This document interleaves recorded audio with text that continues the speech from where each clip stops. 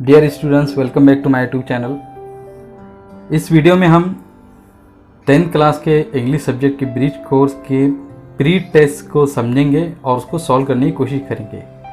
ये test total 25 या 25 mark का है और इसमें कुछ क्वेश्चंस दिए गए जिनको हमें सॉल्व करना है। इस टेस्ट में ऊपर आपका नाम लिखना है, यानी स्टूडेंट अपना नाम लिखेंगे। और सबसे पहला क्वेश्चन है, question 1 is frame WH questions to get the underline part as an answer. के नीचे जितनी भी सेंटेंसेस आ रहे हैं तो उसमें कुछ पार्ट को या उस सेंटेंस के कुछ हिस्से को अंडरलाइन किया गया है, तो आपको WH वर्ड के ऐसे क्वेश्चंस बनाना है कि अंडरलाइन किया हुआ जो पार्ट है तो वो आंसर के तौर पर आ सके। सो पहला सेंटेंस है, my birthday is in the next week, कि मेरा बर्थडे अगले हफ्ते में है। सो अगर हम इसको क्वेश्चन बनाना है तो हम इस तरह कहेंगे व्हेन इज योर बर्थडे, कि तुम्हारा बर्थडे कब है। तो इसका जवाब आ सकता है कि my birthday is in the next week. So when का जवाब इन द नेक्स्ट वीक में आ रहा है। सेकंड क्वेश्चन है, mister Prasad is in the hospital. So इस सेंटेंस का हम क्वेश्चन इस तरह बनाएंगे कि वेयर इज मिस्टर प्रसाद, कि मिस्टर प्रसाद कहाँ है। तो इसका आंसर ये हो सकता है कि मिस्टर प्रसाद हॉस्पिटल में है। सो वेयर का जो आंसर आएगा तो वो होगा in the hospital. Third sentence है, Jos Buttler was declared as man of the match, कि जो बटलर को man of the match declare किया गया। सो इसका क्वेश्चन हम बनाएंगे कि who was declared as a man of the match. So who का आंसर आएगा Jos Buttler. Fourth question is या fourth sentence is she was crying as her pen was lost, कि वो रो रही थी क्योंकि उसका पेन खो गया था। तो इस सेंटेंस का अगर हमें क्वेश्चन बनाना होगा तो हम कहेंगे वाई वॉज शी क्राइंग, वो क्यों रो रही थी। तो इसका जवाब जो आएगा तो वो होगा कि हर पेन वॉज लॉस्ट, क्योंकि उसका पेन खो गया था। And fifth sentence is the newspaper is on the table, के न्यूज़पेपर टेबल पर है। तो इसका अगर हमें क्वेश्चन बनाना होगा तो हम बनाएंगे विच थिंग और what is on the table, कि कौन सी चीज़ या क्या टेबल पर है। तो इसका जवाब आएगा द न्यूज़पेपर, कि न्यूज़पेपर टेबल पर है। तो इस तरह हमने यहाँ पे देखा कि कुछ सेंटेंसेस दिए गए थे और उन सेंटेंसेस के कुछ पार्ट को अंडरलाइन किया गया था और हमने ऐसे क्वेश्चन बनाए कि अंडरलाइन किया हुआ जो पार्ट है तो वो जवाब के तौर पर, आंसर के तौर पर आ गया। Second question is complete the imaginary dialogue. So a sentence is do you like your family? So in answer we will write के yes I like my family and I really love them, कि क्या आप अपनी family को पसंद करते हो। तो हम जवाब में लिखेंगे कि हाँ, मैं अपनी फैमिली को पसंद करता हूँ और मैं उनसे प्यार करता हूँ। सेकंड क्वेश्चन होगा कि how does your family support you, कि आपकी फैमिली आपको कैसे सपोर्ट करती है। तो इसके जवाब में हम लिखेंगे कि my family supports me a lot, कि मेरी फैमिली मेरा बहुत ज़्यादा सपोर्ट करती है। They always encourage me and motivate me to do better, कि वो हमेशा मेरी हिम्मत बढ़ाते हैं और मुझको मोटिवेट करते हैं अच्छा करने के लिए। They always help me when I need them, वो हमेशा मेरी मदद करते हैं जब भी मुझको उनकी ज़रूरत होती है। They also correct me when I am wrong, और वो हमेशा मुझको सही कर देते हैं अगर मैं गलत होता हूँ तो। And always remind me to follow the good and do well, और वो हमेशा मुझको इस बात की याद दिलाते रहते हैं कि मैं अच्छा करते रहूँ और अच्छी चीज़ों के पीछे रहूँ, यानी अच्छी चीज़ों को फॉलो करूँ और अच्छा करूँ। सेकंड क्वेश्चन का बी पार्ट है, read the dialogue and answer the question, के नीचे आए हुए कुछ डायलॉग्स है तो उनको हमें पढ़ना है और फिर उसके बाद में कुछ क्वेश्चन हमसे पूछे जाएंगे तो उन क्वेश्चन के हमको जवाब देना है। तो डायलॉग कुछ इस तरह है कि father Soham don't speak lie, it's a bad habit, कि सोहम झूठ मत बोला करो, ये एक बुरी आदत है। तो उस पर सोहम कह रहे हैं कि yes papa I never speak लाई, कि हाँ पापा मैं कभी झूठ नहीं बोलता। उस पर फादर कह रहे हैं कि we must follow the good habits in our life, do you know some habits सोहम।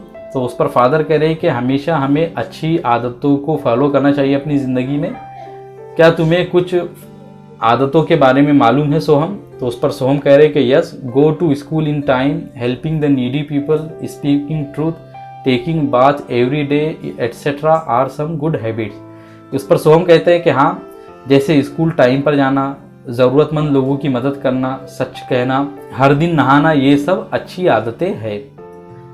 अब इसके कुछ क्वेश्चन दिए गए तो उन क्वेश्चंस को हम सॉल्व करेंगे। तो यहाँ पे जो क्वेश्चंस है, तो पहला क्वेश्चन है how many characters are there in the conversation, कि इस कन्वर्सेशन में कितने कैरेक्टर्स है। तो आंसर है कि there are only 2 characters in the conversation, Soham and his father, के इस कन्वर्सेशन में सिर्फ 2 ही कैरेक्टर है, सोहम और उनके वालिद या उनके father. Second question is what are they talking about, कि वो किस चीज़ के बारे में बात कर रहे हैं। So they are talking about habits, वो हैबिट्स के बारे में बात कर रहे हैं। Third question is mention some good and bad habits which are not mention in the dialogue, के कुछ ऐसी बैड और गुड हैबिट्स के बारे में बताओ जो कि इस डायलॉग में मेंशन नहीं किए गए हैं। सो बैड हैबिट्स बहुत सारी हो सकती हैं, जैसे दूसरों को सताना, परेशान करना, नाम रखना, या फिर ये कि किसी के पीठ पीछे उसकी बुराई करना, ये सब किसी क्या हो सकते हैं, उसकी बैड हैबिट्स हो सकती है। अच्छी हैबिट्स क्या हो सकती हैं, टाइम पर खाना खाना, वर्जिश करना, या फिर ये कि जल्दी सो जाना, सुबह में जल्दी उठना, ये सब अच्छी हैबिट्स हैं। Third question is read the passage and find out the answer, कि ये नीचे एक पैसेज दिया गया है, उसको आपको पढ़ना है और आंसर उसके तलाश करना है। सो ये 5 मार्क्स का क्वेश्चन है। So paragraph is I was born and brought up in a village in northern Karnataka, कि मैं नॉर्दर्न कर्नाटक के एक गांव में पैदा हुआ और पला बड़ा। Things were very simple in those days, चीज़ें उस ज़माने में बहुत ज़्यादा सिंपल हुआ करती थी। If you don't like a person you could just tell him to his face why you are upset with him, अगर तुम्हें कोई आदमी पसंद नहीं था तो तुम उसको डायरेक्टली उसके मुंह पर कह सकते थे कि तुम उससे क्यों अपसेट हो, तुम उसको क्यों नहीं पसंद करते हो। If somebody help you you could show your gratitude without any reservation, अगर कोई तुम्हारी मदद करता था तो तुम उसको अपना शुक्रिया अदा कर सकते थे बगैर किसी रिजर्वेशन के, यानी उसको बगैर हिचकिचाहट के तुम उसको शुक्रिया अदा कर सकते थे। If somebody did wrong we ask for justice, अगर किसी ने कुछ गलत किया तो हम उसके लिए इंसाफ भी मांग सकते थे। There was no hide and seek when it came to feelings, कोई लुका छुपी हम नहीं खेलते थे, हाइड एंड सीक नहीं खेलते थे अगर फीलिंग के बारे में कोई बात होती थी, यानी अपनी फीलिंग को हम किसी भी तरह से कोई छुपा कर नहीं रखते थे। Maybe it was not a civilised and polished behaviour, हो सकता है कि ये कोई सिविलाइज, महजब और सभ्य या पॉलिश, बहुत पॉलिश किया हुआ बिहेवियर नहीं था, यानी हम बहुत ही अपने आप को अच्छा दिखा रहे हैं, इस तरह का कोई बिहेवियर नहीं था।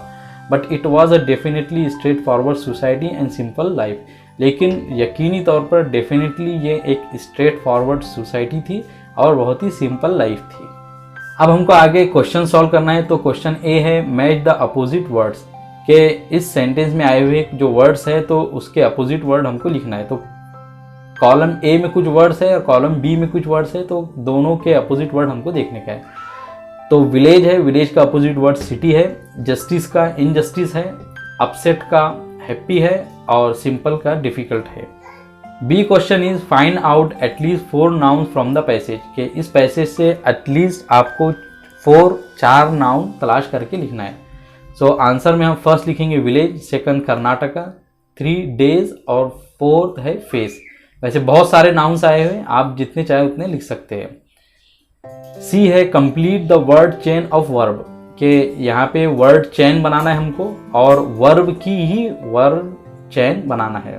तो पहला जो वर्ब हमको दिया गया है वो है लाइक, तो लाइक का जो लास्ट लेटर है वो है ई, तो ई से हम जो अगला वर्ब लिखेंगे वो है ईट, फिर ईट टी से एंड हो रहा है तो हम लिखेंगे टॉक, इसी तरह कीप और पास। फोर्थ क्वेश्चन है observe the following picture and write down the various emotions in your sentences, के नीचे आई हुई पिक्चर को आपको गौर से देखना है और आपके इमोशंस को अपने सेंटेंसेज में बताना है। तो नीचे जो तस्वीर दी गई, नीचे जो पिक्चर दी गई, तो उसमें हम देख रहे हैं कि कुछ बच्चे हैं जो तालियां बजा रहे हैं और वो खुश दिखाई दे रहे हैं, तो इसको हम अपने सेंटेंसेज में बताने की कोशिश करेंगे। सो क्वेश्चन में जो पिक्चर हमको बताई गई थी उसमें जो बच्चे बताए जा रहे हैं तो वो the students are happy and enjoying their classes, के स्टूडेंट हैप्पी, खुश और एंजॉय करते हुए दिख रहे हैं। दे आर इनकरेजिंग समवन, और ऐसा लग रहा है कि वो तालियां बजाकर किसी की हिम्मत बढ़ा रहे हैं। And they also seems excited, और वो एक्साइटेड भी दिख रहे हैं। Last question is write a letter to your friend telling him the importance of saving trees and our environment, you may use the following points, कि आप अपने दोस्त को एक लेटर लिखिए जिसमें उसे आप दरख्तों को बचाने के और अपने इन्वायरमेंट को बचाने की जो इम्पोर्टेंस है तो उसको बताइए उसके बारे में।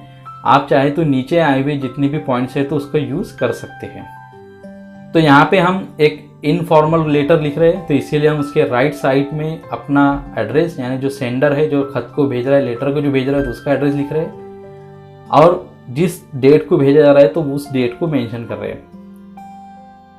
फिर हमारा जो लेटर शुरू हो रहा है वो इस तरह है कि dear Sameer, I hope you are doing well and I am also fine. कि डियर समीर, मैं उम्मीद करता हूँ कि आप अच्छे होंगे और मैं भी यहाँ पर अच्छा हूँ। Yesterday when I was coming back from school, I saw that someone was cutting a big tree. कि कल जबकि मैं स्कूल से वापस आ रहा था तो मैंने देखा कि कोई एक बड़ा दरख्त काट रहा है। I really felt sorry and sad. मुझे बहुत बुरा लगा और मैं गम भी हुआ मुझको। So I am writing this letter to express my sadness. तो इसीलिए मैं इस लेटर को लिख रहा हूँ ताकि मैं अपने सैडनेस को मैं एक्सप्रेस कर सकूँ। यहाँ पे इस लेटर में आपने देखा कि डायरेक्टली हम पॉइंट पर नहीं आ गए, बल्कि हमने थोड़ी सी अपने जो फ्रेंड है जिसको हम खत भेज रहे हैं तो उसकी खैर खैरियत मालूम की। उसके बाद में थोड़ा सा इस खत को जिस टॉपिक पर हम लिखना चाह रहे तो उसके ताल्लुक से उसके रिलेटेड थोड़ी सी बात की।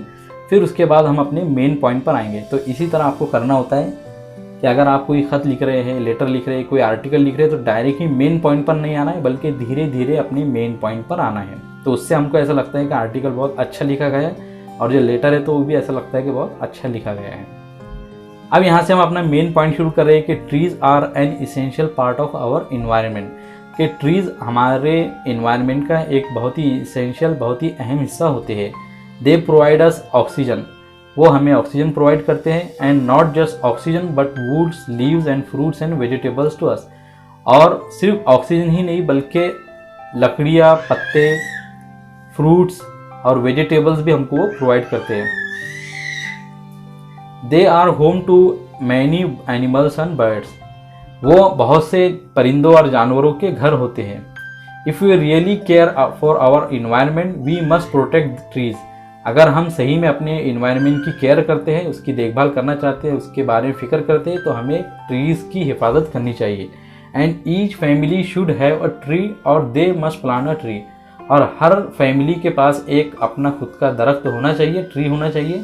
अगर उनके पास में उनका खुद का झाड़ नहीं है तो उनको चाहिए कि वो अपना एक ट्री लगाए। We often hear about deforestation and global warming. हम अक्सर डिफॉरेस्टेशन और ग्लोबल वार्मिंग के बारे में सुनते रहते हैं। डिफॉरेस्टेशन क्या होता है कि जंगलों का ख़त्म हो जाना। लोग धीरे धीरे जंगलों को काटते हैं और जंगल ख़त्म होते जा रहे हैं, तो इसी को डिफॉरेस्टेशन कहा जाता है। And global warming, global warming किसको कहते हैं तो ये आप लोगों को बहुत अच्छे से मालूम होगा। But we don't do much about it. हम उसके बारे में, डिफॉरेस्टेशन और ग्लोबल वार्मिंग के बारे में तो सुनते तो है, लेकिन हम उसके बारे में हम कुछ नहीं करते। So if we really want to stop deforestation and global warming, अगर हम सही में डिफॉरेस्टेशन को रोकना चाहते हैं और ग्लोबल वार्मिंग को रोकना चाहते हैं, वी मस्ट प्लांट ट्रीज, तो हमें ट्रीज ज़रूर लगाना चाहिए। I hope one day everybody will understand it. मुझे उम्मीद है कि एक दिन हर कोई इस बात को समझ पाएगा।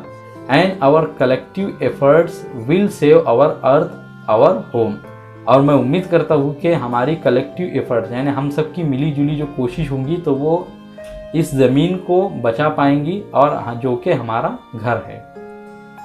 तो इस लेटर में हमने पूरे पॉइंट्स को ध्यान में रखते हुए ये लेटर को लिखा और ट्रीज़ और इन्वायरमेंट के प्रोटेक्शन के बारे में हमने इंफॉर्मेशन दी है। आखिरी में हम लिखेंगे थैंक यू और अपना नाम। सो आई होप कि इस वीडियो के मदद से आप लोगों ने ब्रिज कोर्स के प्री टेस्ट के जितने भी क्वेश्चंस हैं तो उसको समझा होगा और उसको लिखा भी होगा। अगर आप लोगों का फिर भी कोई डाउट या क्वेश्चन हो तो कमेंट सेक्शन में ज़रूर पूछिए। आगे भी मैं ब्रिज कोर्स की वीडियोस बनाने वाला हूँ तो उसको ज़रूर देखिए और इसी तरह की इन्फॉर्मेटिव और एजुकेशनल वीडियोस के लिए मेरे चैनल को ज़रूर सब्सक्राइब कीजिए। I will see you in my next video.